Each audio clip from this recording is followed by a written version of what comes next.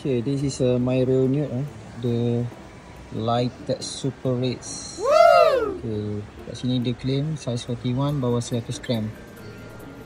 Oh, nampak dalam kan? Macam plastik kosong je.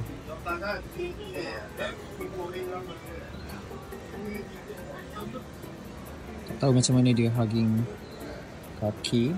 This is a rival for Adidas Evo Pro. Memang kat tangan pun rasa bapak ringan. This one got carbon plate. Oh, ni pun kasut pakai bong juga untuk FM ni kalau tak silap. Dan ada juga yang claim boleh lari more than 100 km. Harga dia boleh tahan keras juga, 1000 ke atas, tapi ada promo